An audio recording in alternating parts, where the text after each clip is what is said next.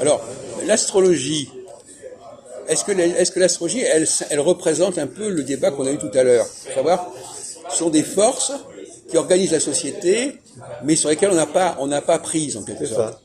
Je ne sais pas. Oui, ça, non, on n'a pas pris. Très influente. Voilà, non mais c'est typiquement des forces occultes, quelque part. Hein. C'est possible que déjà c'est des influences sur des gens. Tout à fait occulte. C'est possible qu'il y ait des influences sur des personnes. Tout à fait occulte, c'est-à-dire que les gens ne sont pas d'accord entre eux, puisque c'est occulte. Ben, déjà, moi, par exemple, les élections que nous organisons, c'est une sorte d'astrologie. Parce que c'est des cycles. On dit, voilà, vous êtes élu pour 5 ans, etc. Mais ça, on retrouve ça en astrologie. La différence, c'est que ces cycles démocratiques, électoraux, ils reposent sur rien. Ils reposent sur des constitutions complètement artificielles. Alors qu'il y a des vrais cycles qui, eux, fonctionnent. Oui. Donc on vit dans une société où on a les vrais cycles, on ne veut pas en entendre parler, mais ils existent et ils fonctionnent. Et on met à la place des faux cycles qui font l'objet de tout un cérémonial républicain, etc., etc. Et le problème, c'est que quand on élit quelqu'un comme président, est-ce que ça va coïncider avec les cycles véritables? C'est ça le problème.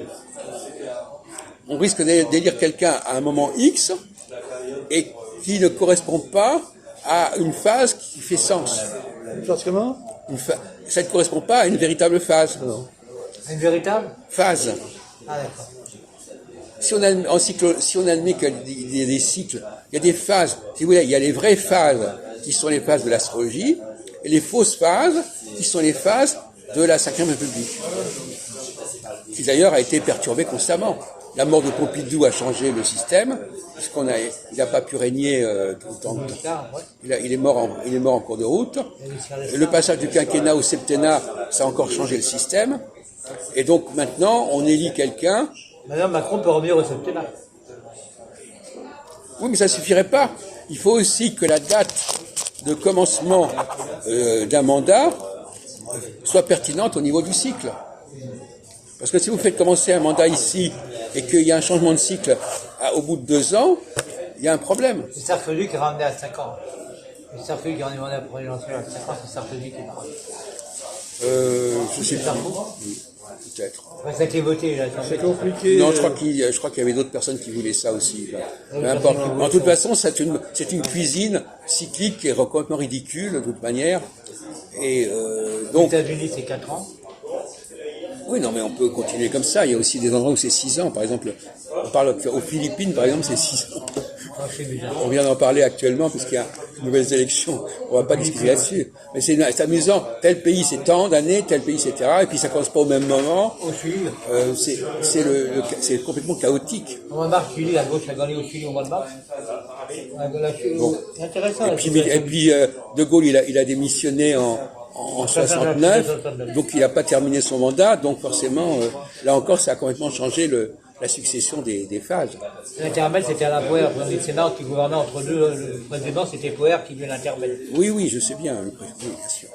Mais c'est pas la question. La question, c'est que on établit des durées de mandat, des débuts de mandat qui ne correspondent à rien. Et alors, il y a une religion qui dit, eh ben oui, mais c'est la fameuse formule Vox Populi, Vox Dei, voilà, on veut croire que c'est pour ça qu'on tombe dans le problème. C'est amusant, si on revient à la question sur le libéralisme, il y a des gens qui croient au libéralisme, et il y a des gens qui croient qu'on peut fixer des dates, des changements, des périodes, comme ça. Alors, eux, c'est une croyance que le peuple est inspiré. Ah non. Le peuple est inspiré, si on décide on vote comme ceci, comme cela, c'est une inspiration. C'est pas vraiment divin, mais c'est une inspiration. Donc il y a deux conceptions d'inspiration. Une inspiration populaire qui voudrait que, si on a décidé qu'à partir de telle année, on va avoir un nouveau président, ben, c'est sacré. Vox Populi, Vox Dei, disaient les Romains. Oui. Mais on est dans ce système-là actuellement. Ah ouais. Alors le libéralisme, lui, normalement, ça ne devrait pas être ça. Le libéralisme, il devrait dire, laissons tomber les lois, à la limite, et observons comment les choses fonctionnent. empiriquement, observons, c'est ce qu'on appellerait faire, comme M. Jourdain faisait de la prose sans le savoir, faisons de la cyclologie sans le savoir. C'est-à-dire que, comme ça, percevons qu'il y a un moment donné, c'est-à-dire le peuple le sent, les gens, à un moment donné, ils disent, ah, c'est plus possible de faire ceci ou faire cela. Par exemple, à quel moment doit-on passer d'une politique de gauche à une politique de droite, par exemple? Non, il n'y a pas. Comment? Tout le contraire, il n'y a pas. Si. Avant ça, c'est un peu le bourgeois Macron, la politique de droite, il y a l'extrême droite, et puis il y a la gauche, Mélenchon. Non, mais Macron, il serait temps qu'il fasse une politique de droite et une politique de gauche. Oui, mais il va le faire, de toute façon. Non, il ne le fera pas. Mais si. Il À est mon avis, obligé. non, pas. Non, mais d'accord, c'est votre avis, mais non. Normalement, c'est dans l'ordre des choses que les leaders soient eux-mêmes. Il faut lire Machiavel aussi.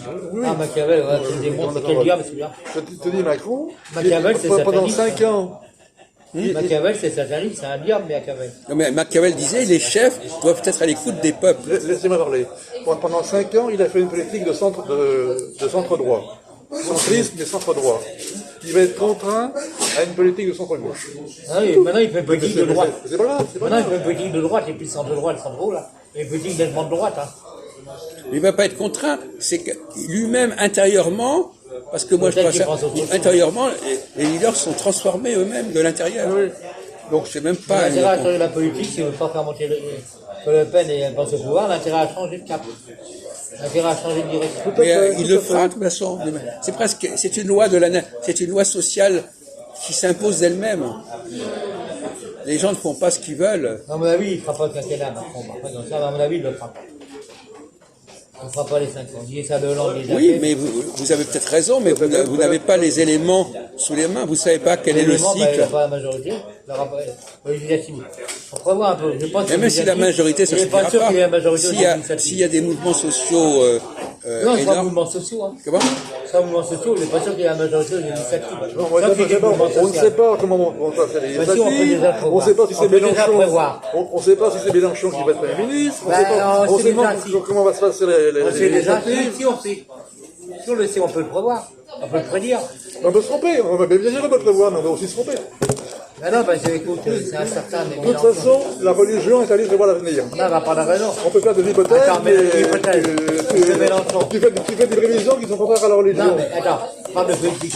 Mélenchon, il a fait un pacte politique minimum. Et les circonscriptions, il a fait un pacte politique minimum. Je ne comprends pas surtout. Mais Mélenchon peut gagner pas mal de choses. Ils peuvent même s'arranger entre eux. Et même Le Pen, elle peut rafler des sièges aussi, mais bon. Mais c'est incertain, tout ça. Moi, c'est je pense que incertain. Mélenchon et Macron, ils ont des itinéraires assez comparables à certains côtés. Et quelque part, il peut y avoir ils peuvent se comprendre, ils peuvent s'arranger. Parce que Mais Macron s'est fait à Mélenchon n'a pas répondu. peu importe, mais Macron, il a peut-être intérêt à donner une autre image, et donc, par exemple, il y a des gens qui disent qu'il n'a pas intérêt à avoir la majorité absolue. C'est quelque chose de la Il n'y a pas politique. intérêt à voir. Il n'a pas intérêt à avoir la majorité absolue, parce que ça renforcerait cette image dictatoriale, etc. Napoléon. Il aurait intérêt à apprendre à vivre, Macron, Napoléon.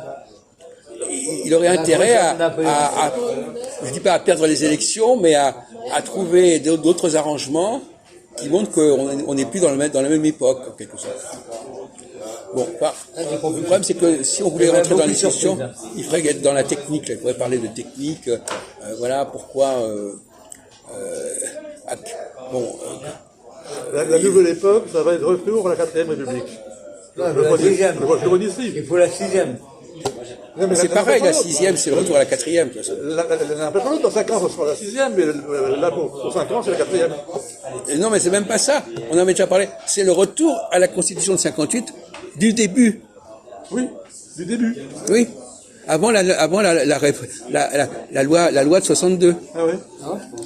On supprime la loi de 62 de l'élection au suffrage universel.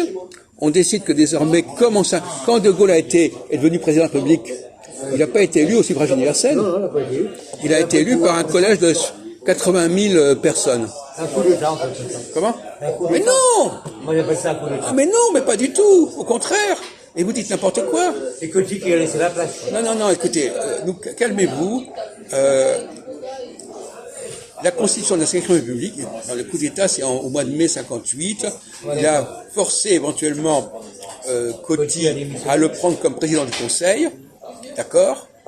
Bon, mais après, on se met d'accord sur la création d'une nouvelle constitution, et là, cette constitution de 58-59, elle prévoit une élection du président public par un collège de députés, de maires, de notables, etc. Voilà. Et en 62, on élimine cette possibilité, et en 65, il est élu comme ça. Mais donc, il s'agirait simplement de revenir, d'abolir la loi constitutionnelle de 62.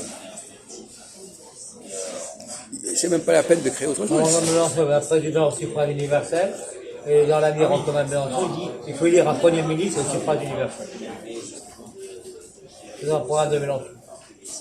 Oui, mais bon, je vois pas très bien ce que ça changerait.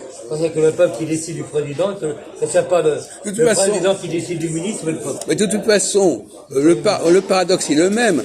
Vous avez un suffrage universel qui élit une personne. Oui. Bon, donc déjà, il y a un grand écart. C'est déjà une situation presque loufoque. Puisque finalement, on va rassembler des millions de gens pour choisir une personne. Bon, ben cette personne, donc vous voyez bien, elle est d'une autre nature que les gens qui l'ont élue. Bon, là, donc... Il y a là le problème. Et là, ça pose un problème. Non, mais personne, on n'en sort pas. Le leader, de toute façon, alors c'est le problème intéressant de la minorité. Hein? Majorité, minorité. Le pouvoir, il est minoritaire. Il est toujours minoritaire, le pouvoir. Que vous le vouliez, non. En 2002, il était majoritaire. Avec Comment Chirac. En 2002, le pouvoir était majoritaire, quand même, avec Chirac. Non, mais le pouvoir, ceux qui exercent le pouvoir, c'est une minorité de quelques personnes. Ah oui, d'accord. Bon, L'oligarchie. Non, ça ne pas. donc, on fait tout un apparat d'élections pour finalement mettre en place des gens qui sont élus comme ça, ce qu'on appelle la légitimité électorale, mais au fond, ils sont dans la même situation que les dictateurs. C'est-à-dire qu'au bout du compte, on arrive au même résultat. On peut dire que Macron est légitime. Sauf que la question est de savoir comment on choisit son chef.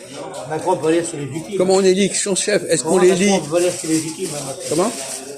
On peut contester la légitimité de Macron. Mais si Macron... Il y a pas eu de campagne électorale, il y a eu... En tout cas, en 2017, Macron avait une sorte de légitimité. Je ne parle même pas d'élection. L'élection, son légitimité a précédé l'élection. C'était même avant l'élection. Comment? Il n'y a pas de légitimité parce que la campagne électorale, c'est pas fait normalement. Mais je ne parle pas de celle-là, je parle de celle de 2017. Ah oui, d'accord, c'est légitime. Il avait une légitimité de leader. Oui, c'est vrai. Mais la grande question qu'on peut poser, comment choisit-on son leader? Alors il y a deux solutions. Soit on fait des votes où on tire au sort, n'importe quoi, ou bien alors on se met d'accord sur un personnage qui s'impose comme ça par sa... Non, moi je vote selon le programme de la personne. Après un président, je vote selon le programme qu'il y a. Mais le programme, mais c'est rien du tout le programme. Le programme c'est plus important que la personne. Mais non, vous plaisantez. Le programme, n'importe qui peut briguer un programme, peut mettre en place. Alors là, l'histoire du programme, c'est vraiment le truc complètement débile, le programme. D'ailleurs, aujourd'hui, cette campagne électorale, c'était tout le temps les programmes. J'ai ce programme, j'ai ce programme. On ne sait même pas s'ils sont capables de le réaliser, leur programme. On ne veut pas sur une personne, on veut sur un programme. C'est ce qu'on croit. C'est ce qu'on croit. En réalité, on s'aperçoit que c'est pas les programmes qui comptent. Hein, parce que les programmes, on peut en changer, on peut les corriger, etc. Non, le but, au bout du compte, c'est de choisir le leader. Mélenchon, c'est un leader. Comment? Mélenchon, c'est un leader. Ben, c'est ce que je vous dis. Quel que soit son programme. Par exemple, même Mitterrand, par exemple, il a pu être élu. On connaissait même pas son programme. Donc, bon, alors vous voyez bien. Donc, ne parlez pas de programme. C'est pour les gosses, ça, l'histoire du programme. Mais la question, effectivement, c'est de savoir comment est-ce qu'une société est capable de se mettre d'accord sur le choix d'un leader, sans passer par les votes. Ah non? Ben si, il y a des cas où ça s'impose. Par exemple, dans le cas de Sarkozy, par exemple. Oui. Eh bien, il n'y a pas eu de primaire avec Sarkozy en 2007. Voilà. Il avait une présence qui faisait que c'était évident que ça devait être lui. Évident que ça devait être lui qui devait le dire. Comment? Il était évident que c'était lui qui devait le dire. Voilà. Mais c'est ça. Et le problème, c'est quand une société est trop hybride, les gens n'arrivent pas à se mettre d'accord. S'ils n'ont pas les mêmes principes, si la société n'est pas assez homogène, eh bien, il n'y a pas d'accord. Et donc, s'il n'y a pas d'accord, eh ben, on invente des systèmes de vote comme ça. Il y avait Bayrou et Sarkozy, les gens ont voté Sarkozy, ils n'ont pas voté Bayrou. Monsieur Bayrou était candidat aussi au président. Oui, c'était le troisième homme face à Ségolène Royal et Ouais, c'était ça. tout ça. Il y avait Sarkozy, Royal et Bayrou. Mais oui, Sarkozy, c'est quand même quelqu'un qui... alors, il était d'abord ministre de l'Intérieur sous Chirac, et puis après, voilà, il est... Du président. Voilà, et quelque part, ça s'imposait. Ce qui est important, c'est... Moi, j'appelle ça le miracle. Le miracle du leader. Comment ? Oui, c'est Quand quelqu'un arrive à s'imposer à tout le monde sans qu'on sache exactement pourquoi, il y a quelque chose de l'ordre du miracle. Mais Mélenchon, c'est un miracle. Oui. On le verra. Non, mais même, de toute façon, quoi qu'il arrive, de toute façon, ça ne changera rien. Mélenchon, là, ça s'est imposé, tout ça, c'est pas Macron qui a foutu le parti solaire, hein. C'est Mélenchon qui a foutu Je vous disais tout à l'heure, on a la chance, on peut dire, actuellement, d'avoir, sur le plan de la science politique, c'est intéressant, on a deux exemples, pas un seul, deux exemples de personnages qui illustrent comment se constitue un parti, etc. Ce qu'on n'avait pas vu depuis très longtemps. Voilà. Donc, c'est une leçon de choses. Hein. Bon. Et on voit aussi que, moi, je suis beaucoup moins affirmatif que certains. Il est possible que les anciens partis reviennent par la suite. C'est possible. Il y a un temps pour les leaders et un temps où on préfère. Moi, le SFO s'est écroulé, le PS, rien n'est définitivement acquis de toute façon. Hein. À l'époque, la SFO s'est écroulé, puis le PS, il est revenu. À l'époque, la SFO s'est écroulé, et après, le PS, il s'est remonté après. Oui. C'est pareil, le PS, ce qui manque actuellement à nos contemporains, c'est le sens de la cyclicité. Le sens de la cyclicité. Oui. On a la cyclicité quelque part. Alors le paradoxe de la cyclicité, c'est que le problème de la cyclicité, c'est que s'il y avait une science de la cyclicité, on n'aurait pas besoin de faire voter les gens. Moi, je pense qu'à un moment donné, si on arrive à une théorie cyclique parfaitement cohérente, on sait très bien à quel moment il faut changer. On n'a pas besoin de demander aux gens ce qu'ils en pensent, parce que qu'est-ce qu'ils en savent.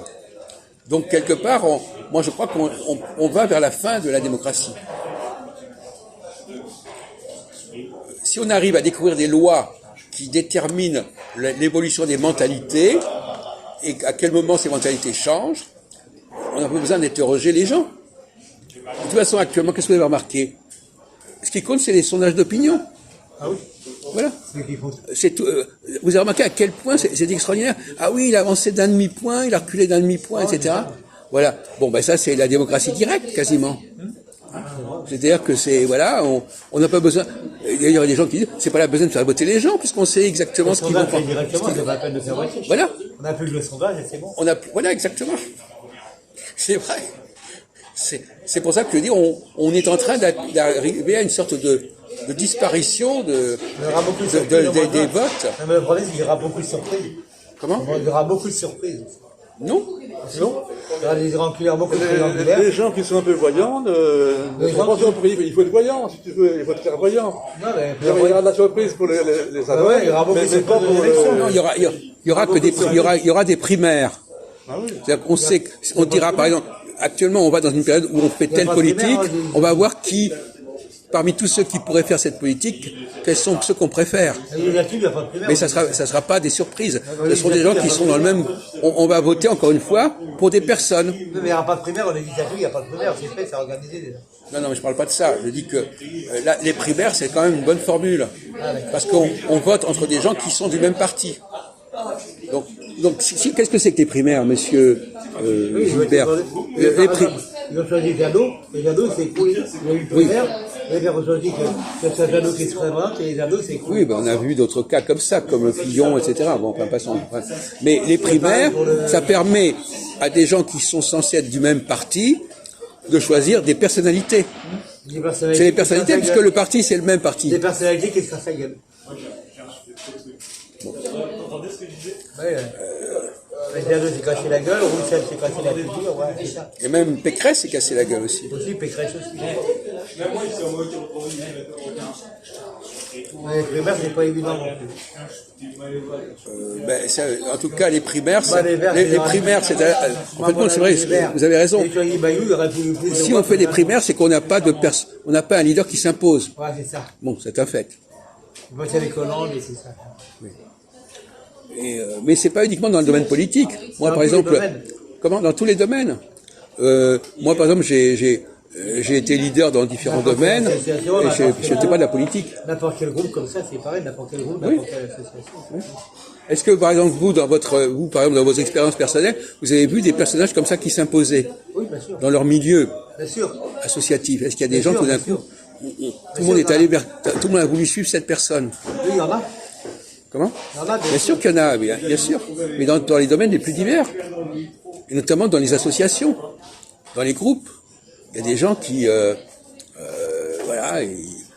Alors ça pose la vraie question. Est-ce que ces gens-là, ils sont d'une autre espèce? Est-ce qu'ils appartiennent à une autre catégorie? Est-ce que les leaders sont des gens? Moi, c'est pour ça que vous avez raison de parler du miracle du leader. Les leaders, c'est peut-être pas des gens normaux. Ah oui, tout à fait. Moi, je suis pas normal, et j'ai été un leader démocratique. Toujours des gens exceptionnels. C'est pas grand-chose. Il nous parle de son expérience. J'étais un leader démocratique, j'étais président d'une petite association de résidents au Bullier. Oui. Pendant 1 an. Au Resto U. Oui. Oui, il y a le Resto U. Au Royal, oui. Au-dessus, je ne savais pas, oui, d'accord. Bon, j'ai été président pendant 1 an. Oui. Mais un peu moins, mais je veux dire, ça correspond à une année scolaire. Oui. Donc, c'est-à-dire, il y a, je me rappelle de Clairaut qui lui a fondé le truc. Vous parlez de quel Ferraud? Un copain qui s'appelait, j'ai oublié son prénom, il est allé voir l'UNEF à côté, et puis à Assas, bon, il était en l'UNEF, bon, puis ils lui ont dit ce qu'il fallait faire, il a monté une association de résidents, on a monté des statuts, alors j'ai participé à monter des statuts, et puis on a encaissé des cotisations, etc., on a fait des réunions. Et puis on a fait une réunion avec plusieurs réunions avec des responsables de la FRIF qui venaient d'ailleurs. Et puis il fallait élaborer un bureau.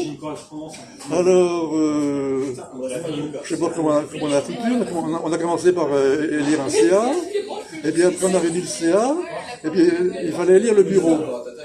Alors, ce qu'on a fait, on a voté le bureau à bulletin secret. Et j'ai été élu président. Voilà. Et puis après, j'ai transmis le machin. Oui, d'accord.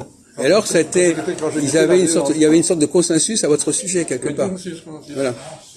Et ça s'est pas reproduit. J'en sais rien, parce que tu sais, moi, dans ma vie... Non, mais je veux dire, est-ce que dans votre vie, il y a eu d'autres occasions de ce genre? Il y en aura peut-être. Je sais pas, oui. Je m'en fous. Non, parce que quand même, normalement, on doit pouvoir... ça doit se faire plusieurs fois dans la vie. Non, mais c'est si petit comme truc que c'est pas une référence. Oui, mais justement, c'est peut-être petit, mais s'il y avait eu plusieurs choses comme ça aurait été bien. À 10 ans d'intervalle, à 15 ans d'intervalle. Je suis encore jeune, écoute, je suis encore jeune. Oui, bien sûr. Et vous-même, vous avez été un leader? L'élection, j'étais français d'élection, quand il toussait, il a fait 300 voix, mais il y en a qui plus que moi. Il a quand même fait 300 voix quand même.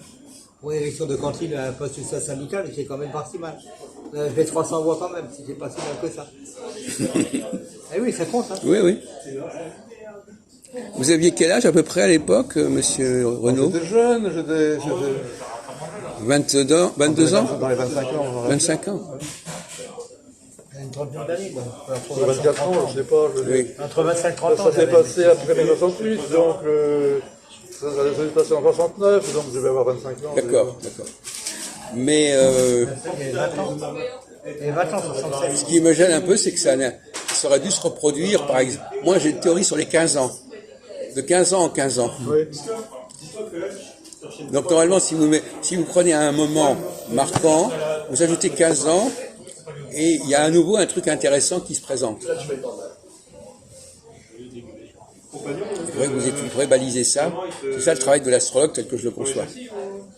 des choses qui reviennent tous les 15 ans.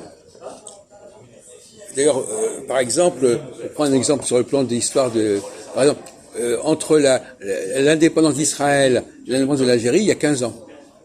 47, 48, 62, voyez-vous. Bon, mais il y a des exemples comme ça. Alors, qu'est-ce que je voulais vous proposer comme sujet également? Alors justement, un autre sujet qu'on a déjà abordé. Est-ce que par exemple, la conception qu'on a des hommes et des femmes, est-ce qu'elle est la même chose? Est-ce que c'est calqué sur ce qui se passe avec les animaux? Ou est-ce que ça se situe sur un autre plan? Écoute, il y a le droit d'aînesse quand même. J'en ai discuté avec toi. Tu me disais que ce sont les femmes qui poussent leurs enfants, mais il y a aussi le droit d'aînesse où c'est les hommes qui poussent leurs enfants. Oui. Donc c'est tout à fait comparable. Non mais par exemple tout à l'heure on disait, je sais pas si vous vous souvenez, tout à l'heure on disait, comment fait-on pour choisir un leader? Bien, quel est l'organisme, quelle est l'entité qui permet de déterminer qui est le leader, qui est une sorte de prévoyance, c'est-à-dire que faut prévoir que cette personne sera amenée à un destin intéressant. La prévision peut être bonne, mais quand elle est erronée, c'est dramatique. À mon avis, on ne choisit pas le leader. Aussi bien pour les hommes que pour les femmes. Pardon. À mon avis, on ne choisit pas le leader. Non, je veux dire, j'arrive même pas à comprendre ce que vous dites aussi là. bien pour les hommes que pour les femmes. Quand la prévision est erronée, c'est dramatique. Quand elle est juste. Attendez, on va revenir. À mon avis, on ne choisit pas le leader. Il apparaît dans certaines situations, il apparaît de lui-même, le leader. À mon avis, on ne choisit pas le leader. Ah oui, d'accord. Dans certaines situations, il apparaît de lui-même. Bon, d'accord. Alors ça, c'est une thèse. Moi, je suis d'accord. Non, moi, je n'accepte pas cette thèse qui paraît, bon, effectivement, en apparence, ça peut être comme ça. Je pense que, quand je parle de leader, de choix, la mère, par exemple, peut pousser son fils, même quand il est très jeune. Hein? On n'est pas en train de parler de gens de 25, 30 ans, etc. Bon, moi je dis que le rôle des femmes, c'est justement de faire apparaître, de mettre en orbite certains garçons. Voilà comme on va. Mais très jeunes. Alors, par exemple, le cas de Macron, par exemple, c'est intéressant. Parce qu'il y a quand même eu sa femme qui a joué un rôle important. Non, mais Brigitte Macron, c'est pas n'importe quoi, ça. Ouais, chocolat il y a quand même une femme qui a marqué dans sa vie. Peut-être qu'il y en a même d'autres avant. Même Zemmour, par exemple, l'autre jour, je lisais une étude sur Zemmour. On disait qu'il y avait 7 femmes qui ont joué un rôle dans sa vie, par exemple. Qui l'ont poussé. Les femmes sont là pour révéler quelque part à quelqu'un. Ça tente à Zemmour. Il révèle à un homme ses potentialités. Bon. Donc, à mon avis, non, il faut toujours, pour que quelque chose existe, il faut quand même qu'il y ait un processus. Il faut quand même qu'il y ait une dynamique qui existe. Bon, ben là, par exemple, moi, je pense que le rôle des femmes, c'est avant tout de mettre en orbite certains personnages, de les lancer comme ça, sur le marché, si on peut dire, en tant qu'éditrice, en tant que n'importe quoi, enfin, peu importe. Et on a besoin de ce rôle-là. C'est un rôle un peu ingrat, parce que c'est pas elles qui sont des créatrices, mais elles sont des faiseuses de rois, si on peut dire. Ah, d'accord. Ce sont des gens c'est des femmes qui sont presque dans la voyance. Ah oui. Elles sont de la voyance, elles perçoivent, chez un type elles perçoivent. On peut croire à l'astronomie, je ne crois pas à l'astrologie, je ne crois pas trop à la voyance, je crois plus à l'astronomie qu'à l'astrologie. Oui, mais il y a aussi, je dis, les deux sont pas, ce sont deux choses différentes. L'astrologie n'est pas de la voyance, je suis d'accord avec vous, mais la voyance, comme j'emploie le mot voyance, ça veut dire que simplement capter l'avenir d'une personne, savoir que cette personne-là, elle est promise à un avenir. Voilà. Avec ça, l'astrologie. Comment? C'est pas l'astrologie. L'astrologie, à mon avis, ne peut pas le faire, ça. Les astrologues qui sont bien aussi, l'astrologie, aussi des charlatans. Bon, d'accord. On va pas rentrer dans ce détail-là. Mais je veux dire que il faut, on parlait tout à l'heure de consensus et de choix d'un leader. À mon avis, ce sont les femmes qui fabriquent ce genre de choses. Voilà. Voilà. Non, c'est important de dire qu'il y a telle instance, tel groupe qui a un rôle à jouer. Autrement, Il y a aussi le cas de Margaret Thatcher. Pardon? Il y a Margaret Thatcher. Oui. Elle était leader pendant pas mal d'années. Oui. Et puis, son parti a entrepris de la déboulonner. Oui. Mais elle, ce qu'elle a fait, bon, elle a placé à sa succession quelqu'un Major. à elle. Oui. John Major, je crois que c'est John Major. John Major. Donc, si tu veux, lui, il a été mis là par Thatcher. Oui. C'est-à-dire qu'elle, bon, c'est vraiment une femme leader telle que oui. François, mais elle était capable aussi, dans l'autre sens, de choisir un bon successeur. Oui. Ouais. Face à son parti. Comment? Face à son parti qui au départ votait pour quelqu'un d'autre. Oui. Contre elle, elle était mise en minorité par un autre, quelqu'un d'autre dont elle ne voulait pas. Oui, Edward Heath. Ou je sais pas quoi, et elle a mis quelqu'un à elle. Oui.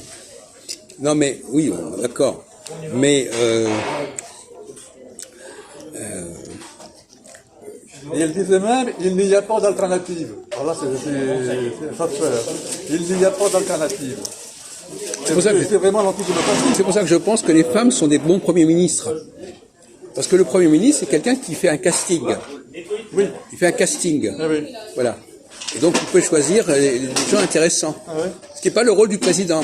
Ah ouais. C'est pour ça que je pense que le président doit être un homme et la femme doit être premier ministre. On n'a jamais eu Premier ministre femme. Ah, le président est un homme. On n'a jamais eu Premier ministre femme en France. Bonne idée, bonne idée. Macron, il pourrait le faire, on n'a jamais eu la femme Premier ministre en France. Si, on a eu un cas. Qui? Il y a eu une création.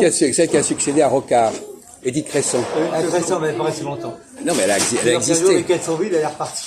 Oui, oui, c'est vrai. Mais n'empêche que, de toute façon, en Angleterre, le problème ne se pose pas, parce que le Premier ministre et le président, c'est la même chose. Enfin, c'est la reine d'Angleterre, mais on veut dire, il n'y a pas ce problème-là.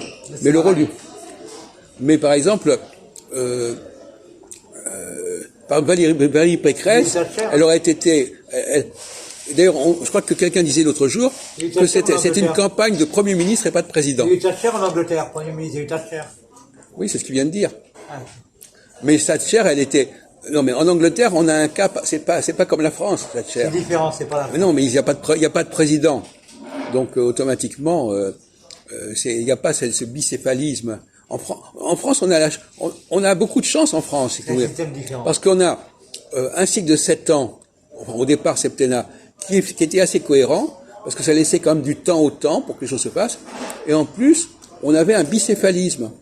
C'est-à-dire qu'on avait le président qui avait un rôle et le premier ministre qui avait un autre rôle.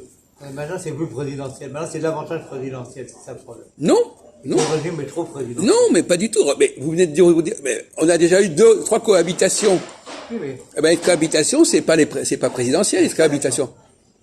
Non, mais en ce moment, c'est présidentiel. Comment? C'est plus présidentiel. Non, si Mélenchon, comme vous dites, obtient une majorité importante, ça C'est devrait... important. Comment? Ah oui, ce sera une cohabitation. Eh ben, à ce moment-là, il sera plus président. Non, on a un régime qui est tantôt présidentiel, tantôt parlementaire en France. Ouais, d'accord. C'est pas un régime présidentiel. Non, il y a des gens qui assènent présidentiel. Non, Ouais, c'est... ça, c'est 50-50. Par exemple, Macron, il est tellement tellement préoccupé par cette Ouais, question-là je le prends pour qu'il Bonaparte. avait envisagé de dissoudre l'Assemblée nationale. Ah bon? Dès maintenant. C'est ça même pas ça. Pour éviter que, entre le moment de l'élection et les élections législatives, il n'y a pas une perte de... Parce qu'il disait, si je fais un programme, de toute façon, ça va déplaire à un certain nombre de personnes, et ils vont plus vouloir voter pour moi. Et c'est vrai qu'il peut y avoir une déperdition énorme entre le moment de l'élection du second tour et le moment du deuxième tour des élections législatives. Et donc il avait le droit, constitutionnellement, il avait le droit de dissoudre. Ah bon, je savais pas ça. Ah bah si, ça c'est un droit fondamental qui a toujours existé.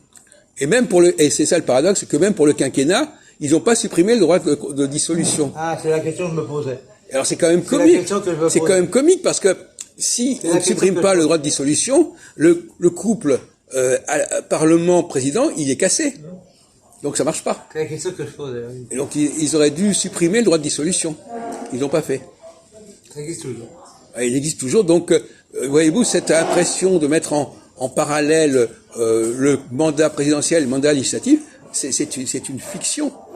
Puisque du jour au lendemain, on peut très bien casser cette binarité. Donc Macron a le droit après il ne peut plus le faire pendant 1 an. Mais d'ailleurs... S'il veut le faire maintenant, il peut le faire. comment? S'il veut le faire maintenant, il peut le faire. Il peut le faire, oui. Il peut le faire en pensant qu'il aura plus de députés que s'il attend un mois et demi. Il va se poser la question. Non, mais ça a été débattu, ça a été débattu. À mon avis, il va se poser la question.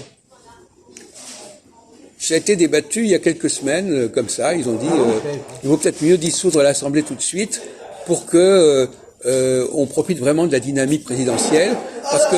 Bonjour, messieurs, mesdames, ça va, chef? Vous allez bien? Ah, c'est toujours le même, là. Ouais,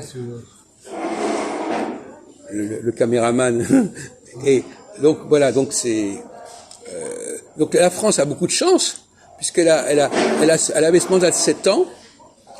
Elle a cette histoire des deux niveaux de direction, mais parfois ça cafouille effectivement. Bon, moi je suis pour. Alors, qu'est-ce que vous pensez par exemple de l'histoire des musulmans qui disent que la loi, la charia, prévaut sur les lois de la République, par exemple? Comment? C'est une question de conscience. C'est une question de conscience. Comment? C'est une question de conscience. Non, c'est la conscience qui décide. Non, attendez. La loi, ça veut dire, est-ce que les lois religieuses doivent se plier aux lois que la cité s'invente? Ça dépend. Ah, tu passes bonjour, Florence. C'est une question de conscience. C'est Florence, On l'a vu tout à l'heure, on était avec elle. C'est une question importante, ça. Non, par exemple, la loi. Regardez ça pour l'euthanasie, toutes les religions, ça juifs, chrétiens, musulmans, ils sont contre l'euthanasie, par exemple. Tiens. J'ai pas compris. J'ai pas compris. Salut, ça va, vous allez bien? Oui, bonjour. Hier, Valentin, il délire, hein. Qui ça? Non, par exemple, Valentin. C'est la pas loi. nouveau. Il rigolait grave. Il a toujours déliré. Donc Non, mais là, ça s'est aggravé. Tu nous apprends rien. Ça s'est aggravé. Tu nous apprends rien. Non, Valentin, il rigolait, hein. non. Il était pris en permanence dans une sorte de rire nerveux, hystérique, qu'il n'avait pas avant. Sardonique ou Ah, hystérique? Gilbert n'est pas content. Il y a le rire sardonique aussi. C'est son pote. Gilbert, c'est son Il pote. réagit constamment, dès qu'on disait quelque chose, ça le mettait dans une sorte d'état second. On va arrêter la discussion là-dessus, parce qu'on n'est pas là-dessus. Ne nous interrompez pas, d'accord? Ouais, c'est Hein? Vous arrivez comme ça avec vos gros sabots. Si tu as quelque chose de très pertinent à dire, autrement tu dis rien. Non, mais là, il se moque du monde. Vous intervenez dans une discussion, et vous nous parlez de trucs alors qu'on est en train de parler. C'est un manque de politesse évident. Vous voulez Hein. manger? Vous vous taisez, non mais ça va commencer à déconner là. Et en plus on enregistre ça. Ah ouais, Non mais il n'est pas encore habitué à garder, à respecter les... Mange bien, c'est toujours ça que les Russes n'auront pas. Point.